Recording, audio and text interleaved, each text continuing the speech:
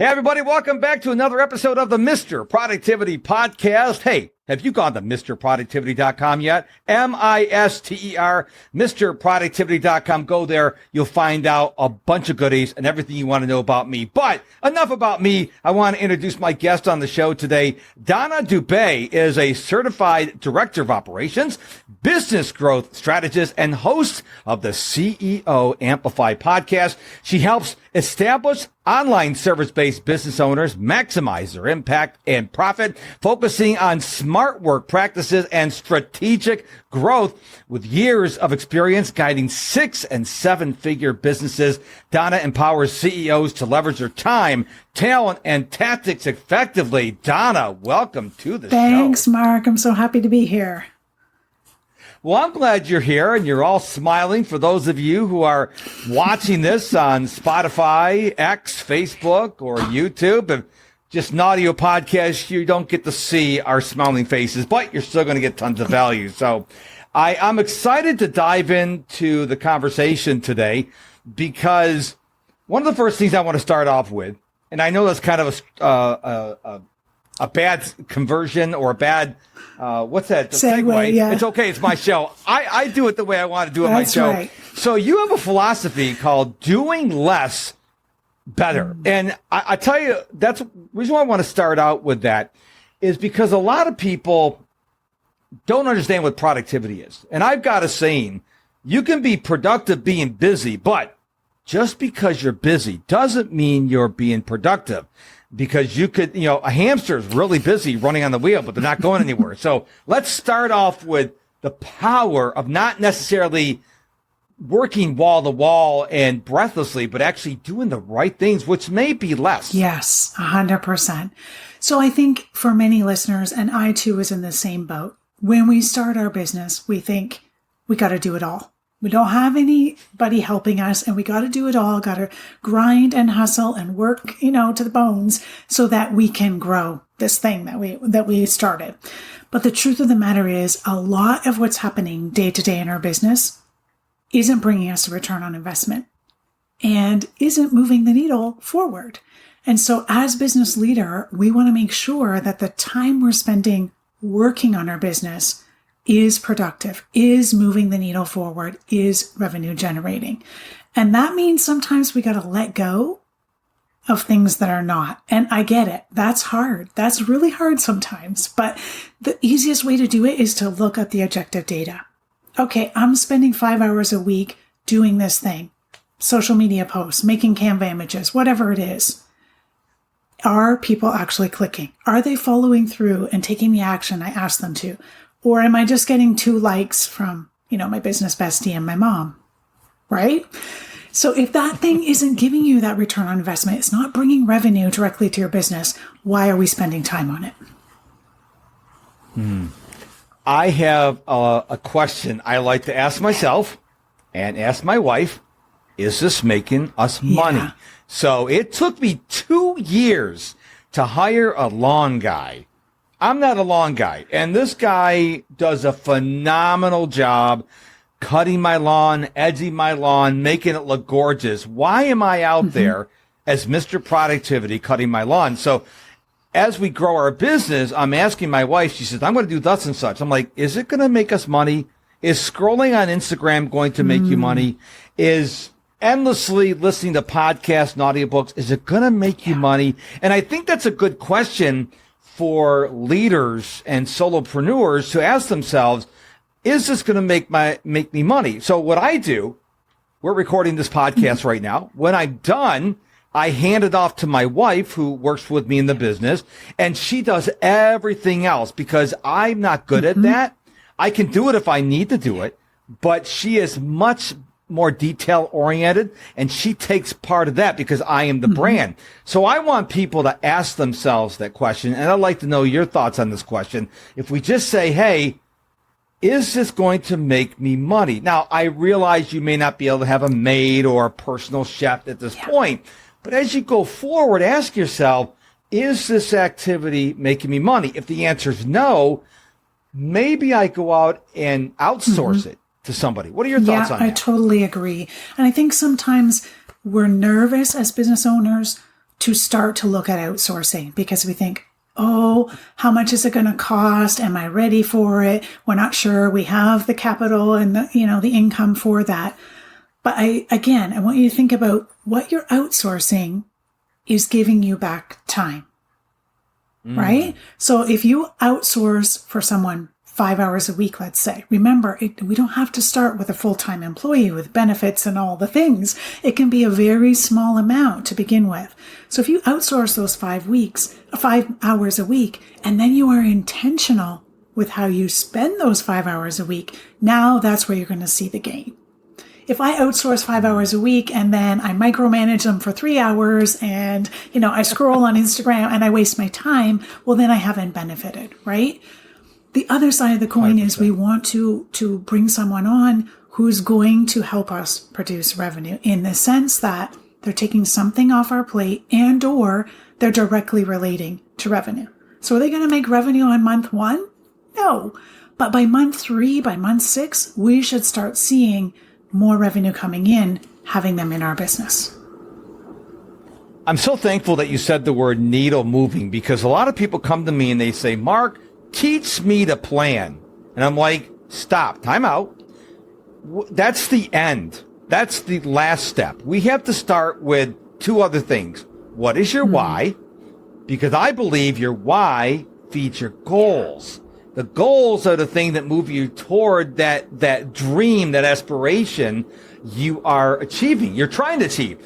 But the issue is if you start with the planning, well, what activities do you need to put which are going to feed your goals, which are going to feed your why?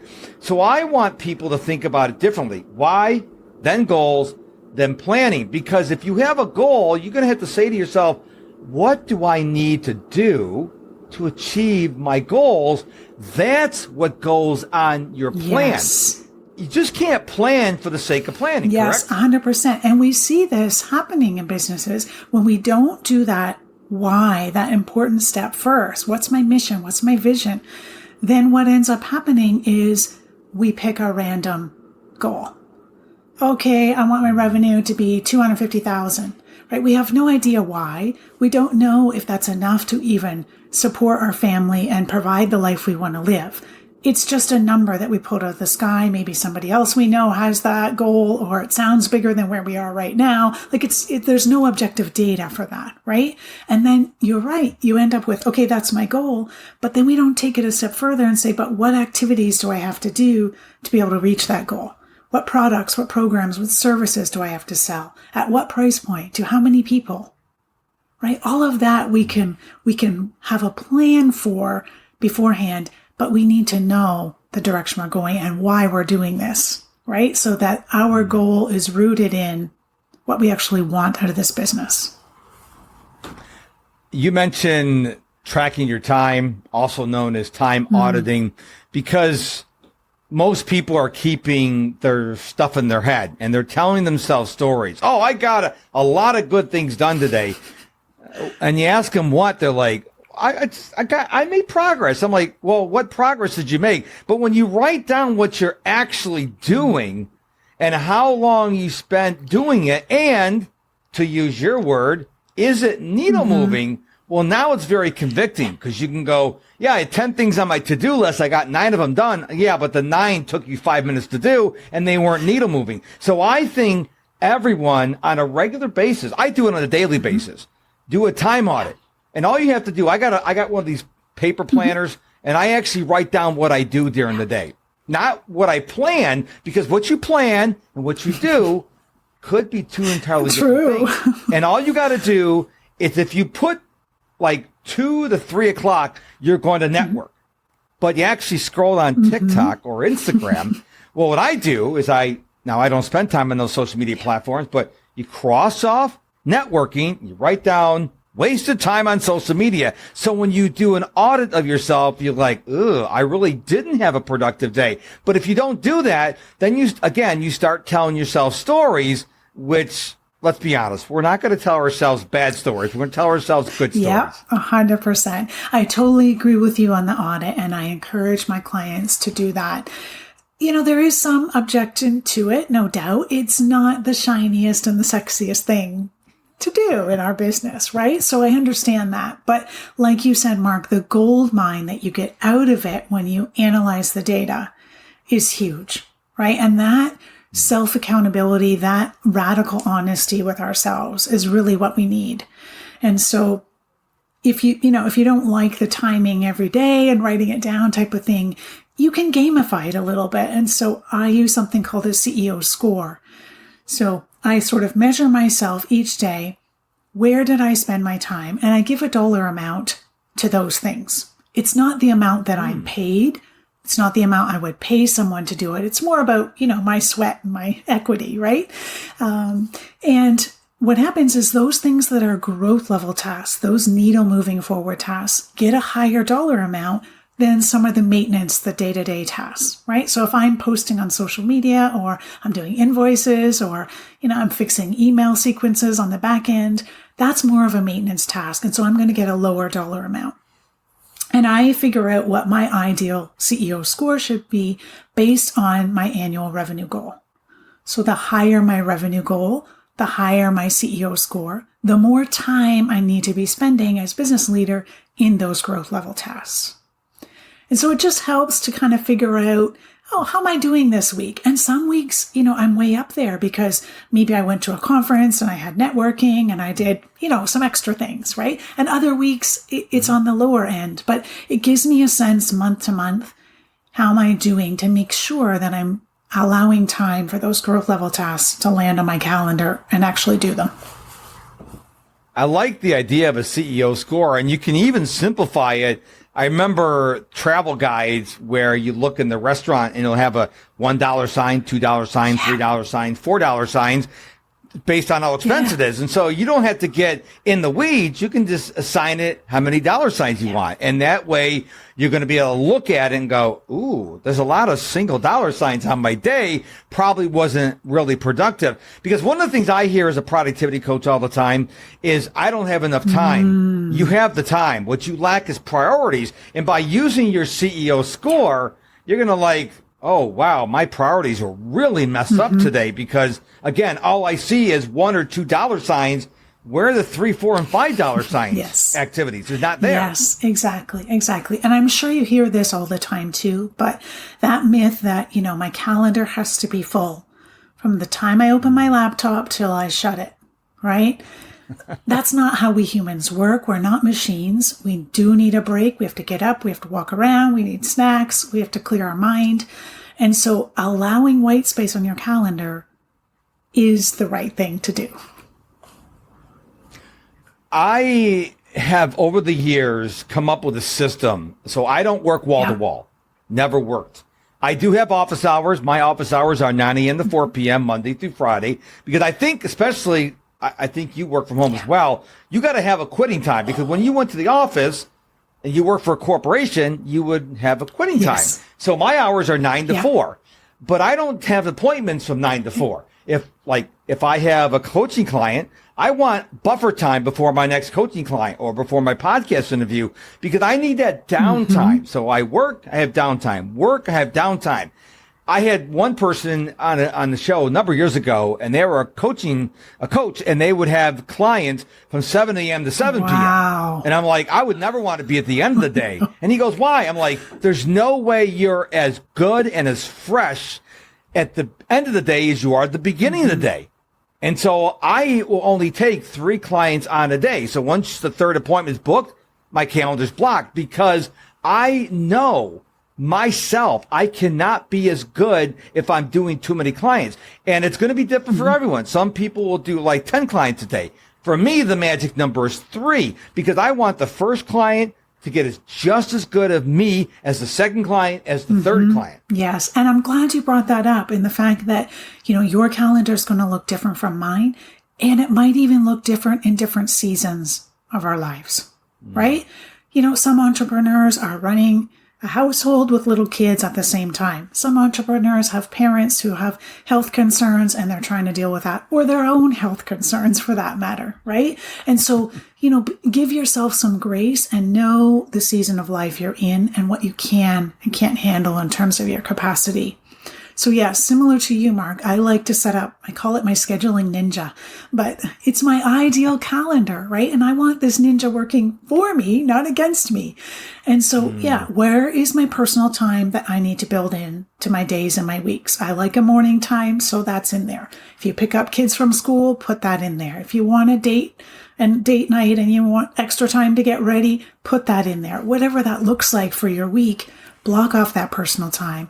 And then during the hours when you're, air quotes, open, that's when you have to decide, okay, what blocks do I have? So as Mark's example, I have 3 coaching clients and I have space in between, right?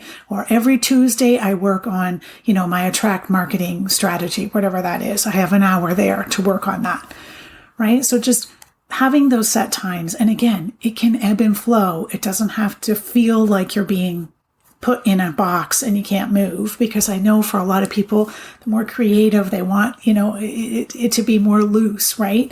But when we get it too loose and there's no guidelines, that's when we can, run into trouble. At the end of the day, we say, oh, but I didn't get to my priorities, right?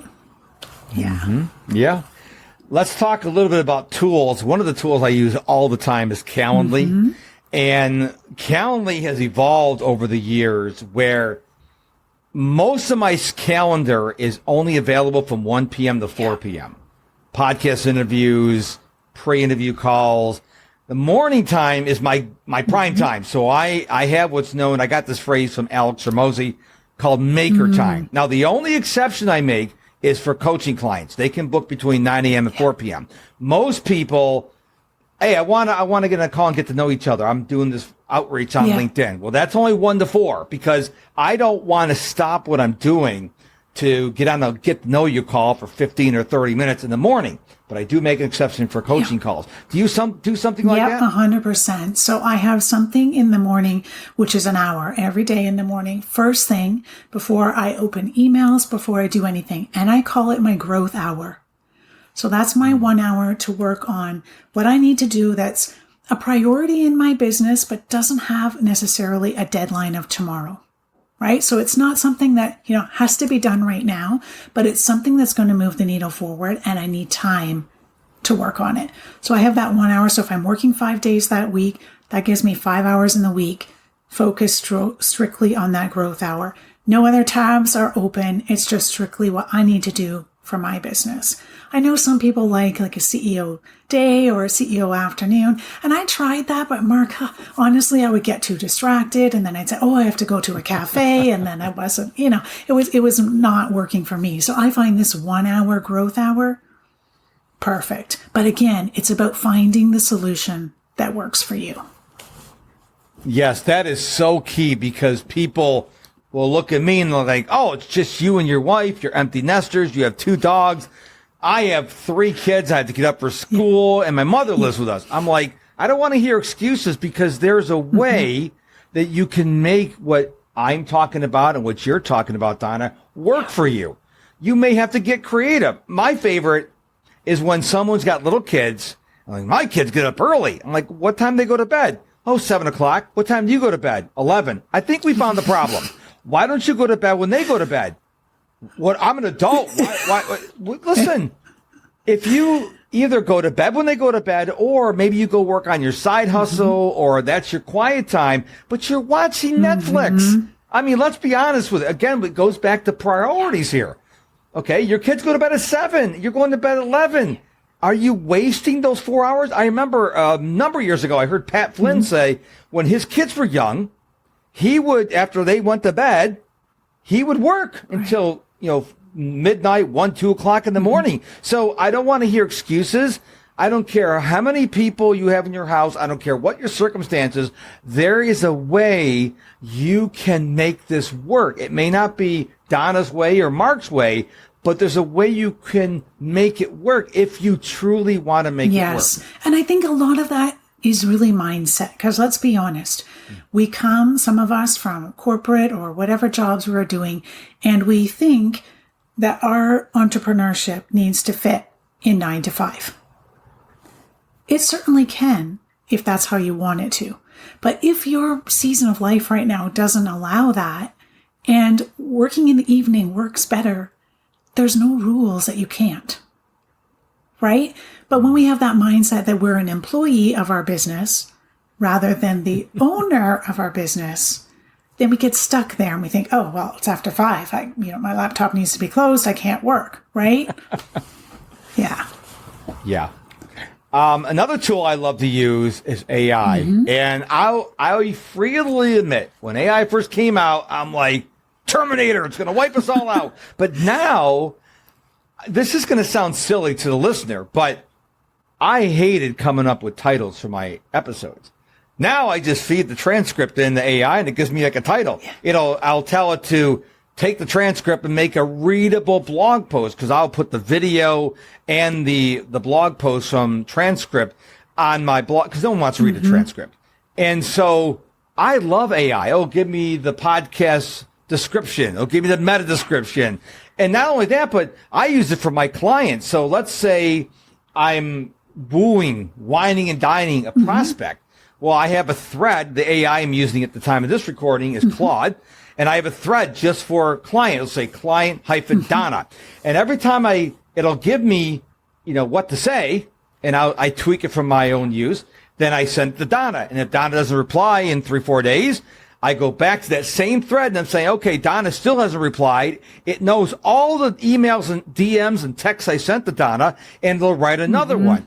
I love AI. Yeah. I think people who are fearing AI probably don't understand the tremendous benefits of AI. Yes. And I would agree with you.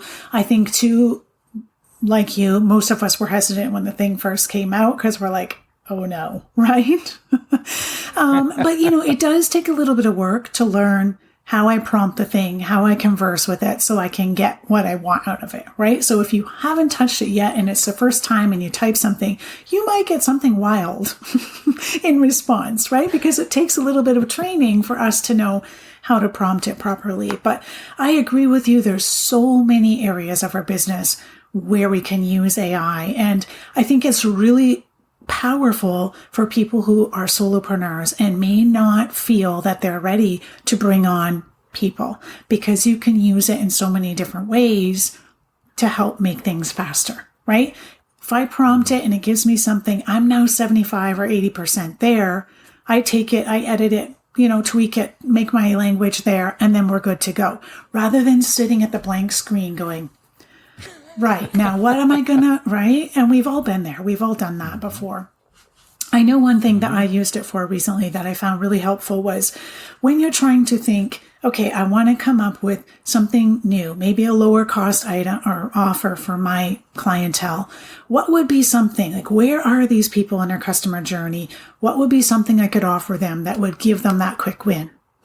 And being able to prompt AI, give it some idea of, okay, these are my target audience. This is what I'm offering. What would be some suggestions? And having it come up with different suggestions based on where they are in their buyer's journey was so helpful, because it's things I hadn't even thought about. And I'm like, oh, I could do that. And I could put it with that, right? And so, yeah, there are so many ways we can use it. And I think, just being mindful and trying things with it, not afraid of it, I guess, is one way. But then also, reading what it's giving you and making sure that that is your voice and that's really your brand and what you want to say. One of the things I love AI, what happened to my voice? I went to maturity. One of the things I love about AI is I'm approaching 1,300 episodes of the podcast. And so what I do is I'll go back to episode 50 and I'll get the transcript, and I'll put it in AI, and then, because what I'm doing, I'm using my old episodes as newsletters, a little inside baseball here. And I'll say, rewrite this, remove all the dated stuff if I'm talking about 2017 or something like that. And it'll take the content. I said, don't add anything to it. Don't add anything. It's one thing I like about Claude. It doesn't have access to the internet at this point. And they'll rewrite it. Now, I don't copy and paste it. Well, I sort of do. I copy it. Then I use another app called Hemingway app, because when you write your newsletters, you're supposed to write at a 3rd or 4th grade level, not because people are stupid, but because people are so busy. And when you make it really easy to read, they're more likely to read it and apply what you taught. And so I make sure it always sounds like me. A lot of people, you can tell they're just copying and pasting. Don't copy and paste it. Copy, paste, read, adjust, then use that. But I think if people understand this, then you can, like I've been producing content since 2011. I have so much content for podcasts and newsletters and social media posts or whatever. It's, if you know, the key to AI is, you alluded to it earlier, knowing how to use the prompt. So don't just say, write me a blog post. Say, write me a blog post using, the voice of Tony Robbins, if you will. Don't give me hashtags. Don't give me emojis. Make it about 2,000 characters, including spaces, which is one of my beasts about AI. It can't count. So you'll say 280 or less characters. I'll give you 400 characters. I'm like, so you could do all this amazing things, but AI can't count. But if you learn the science of writing great prompts, the better the prompt, the better of the output AI is going to be able to give you. Yeah. And I've even used it in personal life. I'm responsible for most meals in my house. And it's like, sometimes you just don't know what you're going to cook next. Look in the fridge and like, okay, I've got this, this, and this.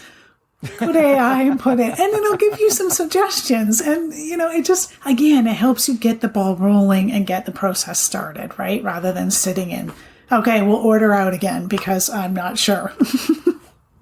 Yeah. And so I just want people to understand AI is a powerful productivity tool. And if you are a leader of a business and you're not utilizing AI, I remember something I learned from Gary Vaynerchuk. I heard him say it several times.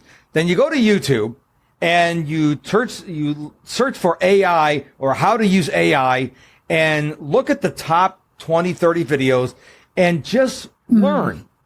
I know it's a crazy concept, but just learn, because once you learn, you're like, oh, wow, I can do this. I can do this. Because when you don't know, you tend to be fearful.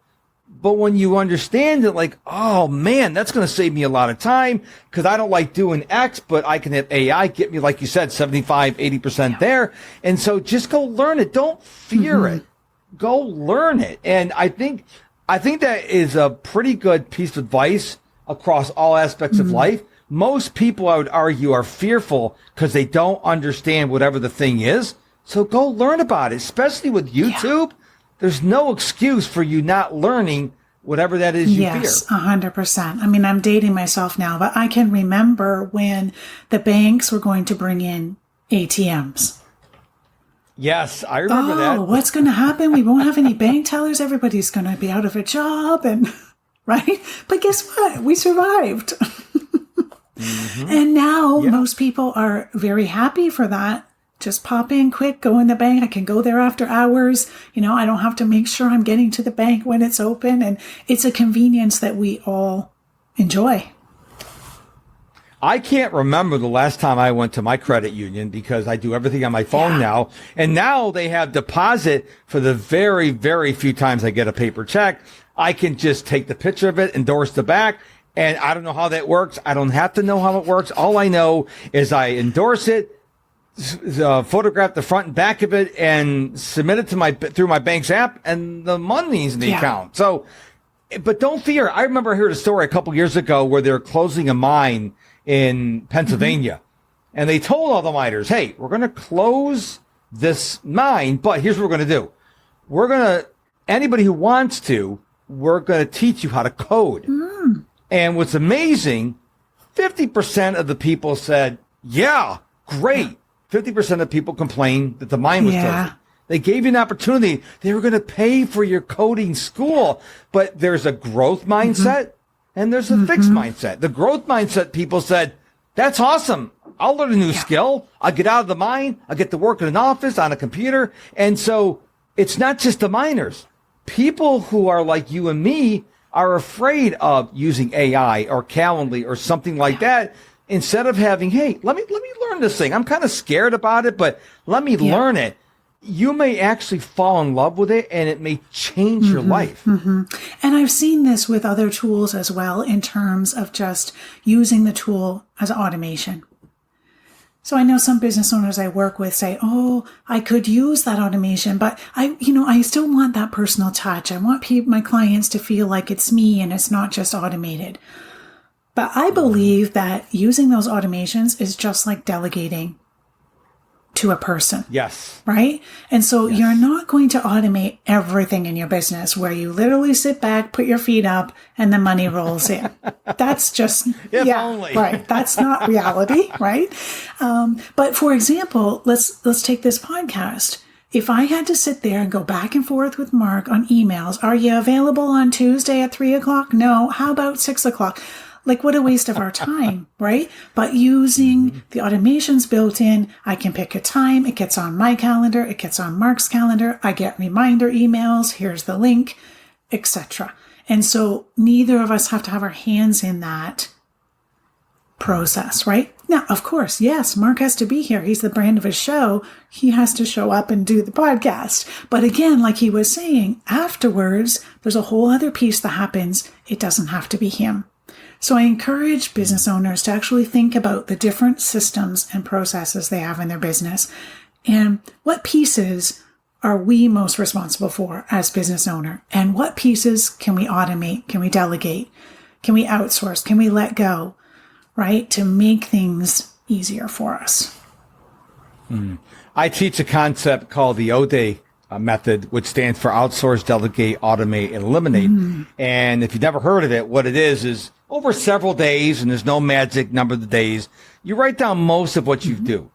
Then you go through the list 4 times. Don't try to go through it the shortcut way. Go through the list once. Everything can be outsourced. You put an O next to it. Go through the list again. Put a D next to everything can be delegated. Do the same for A for automate and E for eliminate. Then you go to Google and say, how do I automate X? How do I outsource X? How do I delegate X? Eliminate, just stop doing it. Okay. What I find is people go, but I really have to do this stuff. I'm like, yeah, I understand you got to do these things, but do they have to be done by you? So for example, let's say you have to do a spreadsheet, but you hate spreadsheets. But Sally down the hall, she dreams of spreadsheets. She would marry a spreadsheet if she could. She'd probably be over the moon to create your spreadsheet. So you still have to do the spreadsheet. So you go to Sally and go, Sally, I have to do this, and this. Got it. There you go. You delegated it to her. So I'm not saying don't do these things. I'm saying if it's not in your wheelhouse and it's not going to make you money, it's not going to move the needle, is there someone else that could do it for you? And that frees you up. It frees your bandwidth up to focus on the things that you do really, really well that move the needle. Yeah, 100% agree. And I think you touched on a very important point there, is that as business leader, it's our responsibility to know what Sally Sue's skills are and where she may want to grow, right? And keeping that in mind, that means we have to have regular check-ins. Does it have to be a corporate one-on-one? No, absolutely not. But you need to have those one-on-ones to say, how are you now? Where are you looking to grow? What other things do I have that's happening in the business that I could get this person involved in? Because that's already their skill set, or they enjoy that, or they want to learn more about it. And so making sure that you're allowing time for that and really know, do I have the right team members and do I have them on the right seats in my bus, to help me move forward? I think so important, because we can often hire someone to do X. And as our business grows and evolves, did we bring them along with us? A question I wish every manager, supervisor, leader would have asked me is, Mark, what lights you up? Because when you ask someone what lights you up, not like, what do you like to do? What lights you up? You get a little twinkle in their eye. You could have so much untapped potential in your company if you would just ask that question. You're like, Sally, you love spreadsheets? Really? Yeah. And you didn't know that because you never asked. And so I implore the leaders tomorrow, or today, whenever you're listening to this show, go to your employees. I don't care if you got 1, 10, 100, 1,000. It may take you a while. Don't delegate this. You as the leader, you go to your team and you ask them, hey, John, hey, Sally, hey, Betty, what lights you up? I promise you, you are, number one, going to get a lot more respect from your subordinates. And number two, you're going to find, wow, why is Sally over in this department when she excels in spreadsheets? And it could change your business. So leaders, please go ask everyone that works for you what lights you up, and then shut up and let them talk. I think, correct me if I'm wrong, I think the leaders will be amazed. Yes, I totally agree. Totally agree. And then put it on your calendar to do that on a regular cadence, right? Whether that's every 6 months, once a year, whatever, but get it in there as a reminder, because otherwise time's going to pass and you won't do it again. And I think it's important you do one-on-one. Don't cheat and do a group session, because people may not be as sharing when they're in a group session, because they're like, yeah, Bobby here, Bobby doesn't like me, and so Sally may be kind of like in a turtle. So one-on-one, whether you don't have to take them out to lunch, that would be nice. Just take them outside, whether it's just the two of you, and ask them that question. I think that has the potential of dramatically changing your business. Yeah, I agree. And I think on the other side of that, you're now giving them an open space to share. So if that's not part of the culture in your business at the moment, it now will become part of it, right? Which is a good thing, because they may have other things they want to share with you, but they never felt safe or never felt there was a right time and a right place. And so totally agree. The one-on-one and just giving that space and being quiet and listening. I think a lot of leaders that I know personally have had a tough decision to make when they realize, oh, it's 2024 and I can't manage like the 1990s, because you do have to make that decision. I'm no longer going to manage the way I was managed and my manager was managed. This is a different time. And I'm not talking about the DEI and all this stuff. I'm talking about people. Well, first of all, back in the 90s, we didn't have social media. We didn't have all this, the internet was still relatively new. And so in 2024 and 2025 and on, you have to manage people different. Yes, we're all humans, but we changed. I just learned today, I kept hearing brat, the word brat. I'm like, brat? When I was growing up, that was like, stop being a brat, totally different context now. I had to go Google it, and be honest with you, I don't remember what it means, but I'm like, brat. Everybody's saying, oh, Brittany's brat, and this guy's brat. I'm like, who changed the name? Who changed the definition of the word brat? But where I'm going with that is you have to understand that things change, and you can't you can't be anchored in the way you're leading your company and your employees, because they're going to change. And if you don't change, you're going to be a dinosaur. Yeah. And you're going to find that they're going to then move on to other opportunities, right? And so then your turnover rate is increased. It's more work and more money for you, because you now have to go through the whole hiring, onboarding, training, etc. And let's face it, that's time consuming and costly. So if we can do a little step at the beginning to, kind of avoid that later down the road, it's worth the time.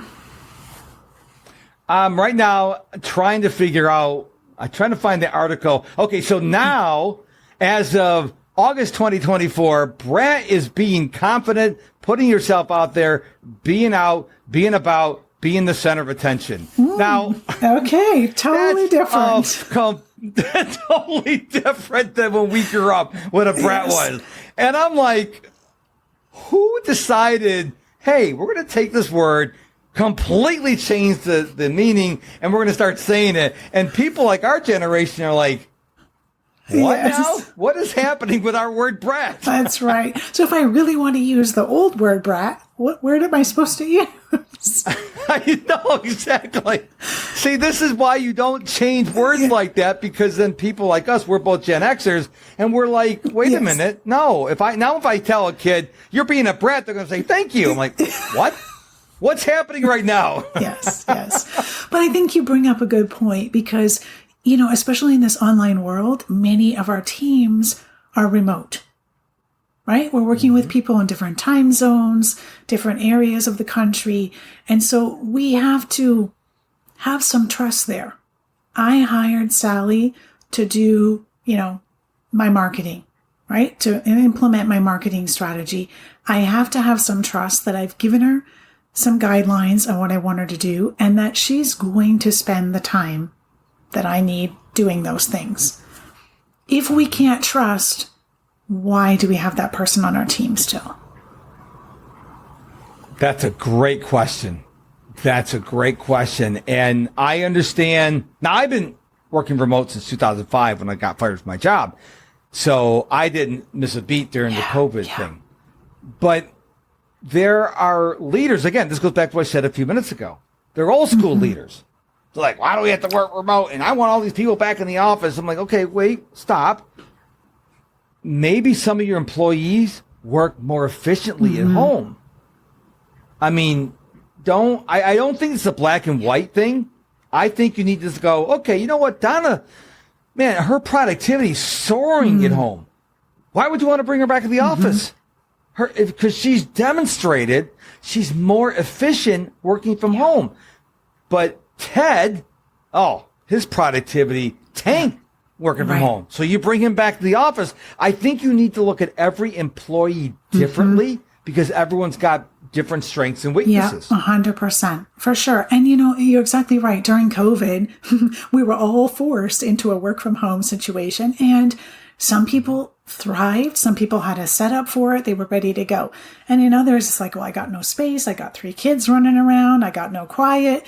It's not working for them. Right. And so I think being able to give your contractors, your employees, whoever you have on your team, that flexibility, whether that's a hybrid model or, it's different for each person, but being able to allow them to have that and let them flourish with what you've hired them for is so important.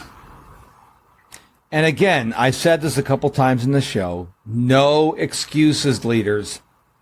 Take the time. Maybe you go talk to 3 employees a day. No excuses. Make it a priority. I know you got a lot of things going on, but make it a priority this year, or maybe between today and the end of 2025, depending on how many employees you have. I'm going to personally speak to every single employee one-on-one. Yeah.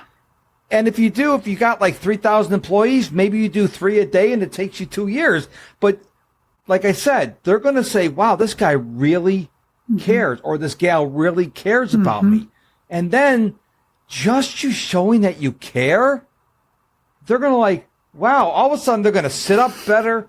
They're going to have a different posture and they're going to work a little harder because you took a few minutes to ask them, hey, what lights you up? What can we do to help you? They may say, you know what? I really want to take my Excel skills to the next level. And I really like to take this class, and it's like $100, and we got it. I got it covered. And think about what that's going to do to Sally. They're like, wow, this company really cares, and it's not costing you a lot of time or money. So a lot of the things I talk about, I like the concept I learned from W. Clement Stone. Small hinges swing big doors. So the leader going around to all their employees is going to make a massive difference. Yes. And really, Mark, it's about being human. Yes. Right? We wouldn't sit down at a dinner table with friends that we hadn't seen in 2 months and not ask them how they are. Yeah. That would be awkward. Yes. Right? So it's just, don't forget your humanness. Your employees are human too. Right? And that personal touch. Yeah, and it's the little things. I mean, when a guest sends me a gift, a card, copy of their book, without telling me, it's just nice. I had a pre-interview call with someone, and they sent me a $5 Starbucks card. Yeah. I mean, didn't ask for it, but it's the little things. It doesn't have to even be something that you spend money on. I mean, it's just, we're all human. In the age of AI, in the age of computers, we're still red-blooded humans. I don't care what color your melanin is. We all bleed red, and we're all humans. And I can tell you that when people do nice things for me, it makes me feel really good. I mean, just today, our neighbor, they're not doing as well as we are. And their car broke down. And they have 2 girls that go to a school and don't take the school bus. They have to drop their kids off at school. And I found out, they said, well, yeah, we walked our kids to school this morning. Like, that's like 5 miles away. And they go, until we get our car fixed, can you give us a ride to and from the school in the morning, in the afternoon? I'm like, yeah. I mean, why not? We both work from home. It's the right thing to do. They're like, thank you. I was like, no, it's the right thing to do. And I didn't say, oh, it's no big deal because that's insulting them. I'm like, look, it's our pleasure. And it's little things like that. Whether it's helping your employee, someone's got a loss of a family and it's a second cousin and your leave doesn't cover it.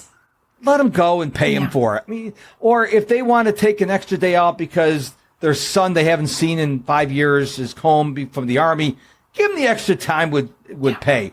It's little things, whether it's for an employee or your neighbor, it means the world and it doesn't cost a lot. Yeah, for sure. And it's the same way we want others to treat us.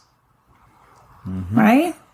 The golden rule in the Bible says, treat others as you would like to be treated. So our neighbor, if I needed help with my car died, how would I? So, is this, like you said it very well, Donna, just be human. We're all humans and we're all going to make mistakes, but we're all in this together. Yeah, no doubt, for sure. Yes. So I got another question for you here, and I did get this from, we use the service called Podmatch, and so I got to know, this question really piqued my curiosity. What's one unconventional, I love that word, unconventional. What's one unconventional technique you found effective in helping entrepreneurs make a shift? Because we can read the posts, the tweets, watch the YouTube videos, but basically, it's always the same thing. It's like, do these 3 things to live a happy life. Do these 4 things to live a happy life. But you said the word unconventional. So I'm like, I got to ask her what this unconventional word is, or what this unconventional technique is. So it's really about helping my clients do their mindset shift. Because many of them come to me, they're solopreneurs or they have a small team. They're working not 24/7, but practically 24/7, way more than they want to be.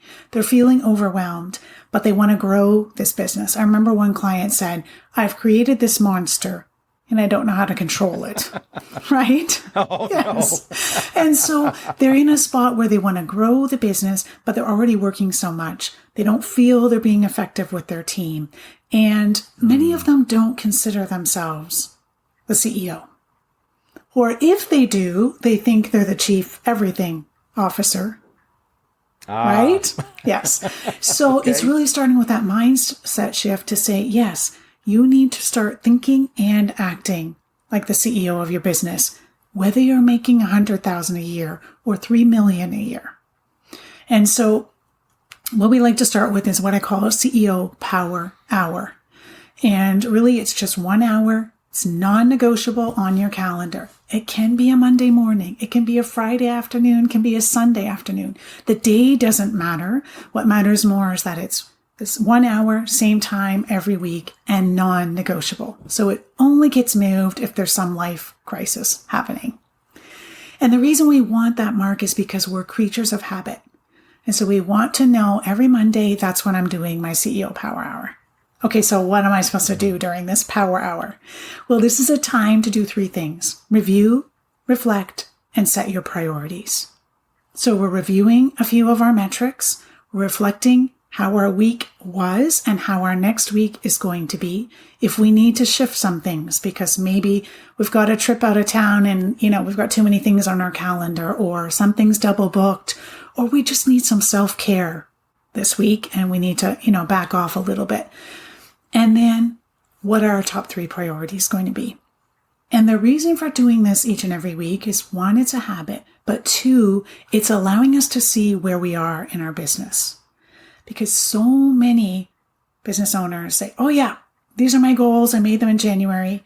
If we're lucky, they're on a Post-it note and you read them once in a while. But Yeah. you know, we get to March, May, and we don't know where we are, right? Are we even close to meeting our goal? And so when we record that each and every week, we're keeping track of those things that are most important. And as we know, what we measure grows, right? So if a strategy for you right now is your lead generation, maybe I need to get more people knowing that I even exist, then let's start tracking that. How many people did we get in last week, this week, etc.? And then the same with your revenue. Because if I get 2 weeks into, the month and I'm looking at my revenue goal and I see where I want to be, well, now I have time to make an adjustment, right? Maybe I can do a quick flash sale, reach out to people, use Claude to help us with those prompts, right? But doing something to make a change. Whereas if I wait until after it's all done, right, it's too late. There's nothing we can do, right? And so keeping on top of that each and every week, and then setting those priorities and putting them in the calendar. Because if you're anything like me, if it's not in the calendar, it's probably not getting done. And so having those priorities in there so you know, right, Wednesday is my time to work on that thing. And those priorities are revenue generating. They're tied back to our goals, tied back to our why. And I'll just give a little warning. Don't overcomplicate this. Don't procrastinate going out looking for a notebook. I use a paper planner, and my goal is every day, Monday through Friday, I send at least 100 DMs. So I just do little tick marks. I don't make it complicated. That's complexity is a gateway to procrastination. Just find some way to start tracking these things. And as you get more experience, you get better at it, then you can go buy other tools. But don't start there. And I love how you brought up about non-negotiables. So I've been running at least 1 mile every day since August 29, 2017. Well over 2,500 days. People go, how'd you do it? It's a non-negotiable. I read 60 minutes every day. How do you do that? It's a non-negotiable. So I walk 15,000 steps minimum every day. How do you do that? Guess what it is? Non-negotiable. Yes. So when you set non-negotiables in your life, and everything shouldn't be a non-negotiable, but you should have a core list of things that are non-negotiable. Have some for personal, some for business. But non-negotiable means it doesn't get moved. Yeah. I mean, my joke is I have a very specific morning routine. Takes me less than an hour. But I don't care if Oprah knocks at my door. Why would she be at my house at 4:30 in the morning? That'd be kind of bizarre. But I don't care because it's my front door. Unless your name is Jesus, I'm going to do because it's non-negotiable for me. It's non-negotiable. And I think people need to maybe write that down, non-negotiable. And maybe on a piece of paper, like, what are my non-negotiables? If you can't think of any, that's a problem because you need to have non-negotiables in your life. Guess what? To your body, your heartbeat's non-negotiable, your breathing's non-negotiable. So I think I want to give people homework on the podcast. Write down all your non-negotiables. And again, if you can't come up with any, you need to address that because like you said, the CEO Power Hour is non-negotiable. Then it becomes real. You put it on your calendar. You do it every week. But I think we need to have daily non-negotiables as well. Yeah, totally agree. And, just want to point out to listeners that this is a journey, right? So I can come up with my non-negotiables today and probably before the end of the month, I'm going to fall off and not do one of them. That could be true, but that's not where I'm sitting, right? Every day I'm taking another step to get better, 1% better every day.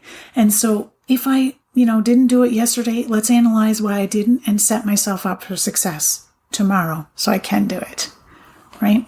No beating ourselves up about the fact that we missed a day. Yes, thank you. No trash talking yourself. Don't call yourself names. I'm an idiot. I'm stupid. No, you just had a bad day. I don't like when people talk trash to themselves, okay? It's not right. You love yourself, so don't talk to yourself that way. It's a good way to end the podcast. So before I ask you where people can find out more about you and all that stuff, is there any wisdom or nuggets of information that you want to leave us briefly before we end the show? Yeah. Thank you for asking. So one of the authors, I have many authors that I like to read their golden nuggets, but one of my favorite is James Clear. And he has a quote about time and focus. And I think it sort of wraps up what we've been talking about. And so to paraphrase, he says that many people think there isn't enough time. The truth of the matter is there is enough time, but we're not focusing on what matters most. And so I think as business leaders, we have to do that even more than we do in our personal lives. And so that's sort of, I like to keep that front and center. And, sometimes it takes that nudge to say, wait, what am I doing? That's not helping me. Let's get back on track. Yeah. Love it. So where can we go to find out more about you and what you're doing? Yeah. So my website is ceoamplify.ca. So you're welcome to pop over there. There is a downloadable PDF about the CEO Power Hour. So if that kind of intrigued your interest and you're like, yeah, I need some help, how do I set that up? Then you're welcome to download that, and it'll walk you through the steps of how to do that. Okay. Donna, thank you so much for being on the show, folks. Head on over to her website, and after you go there, head on over to mine, MrProductivity.com, MISTER, MrProductivity.com. I'll be back real soon with a brand new episode. Until then, stay productive and stay positive.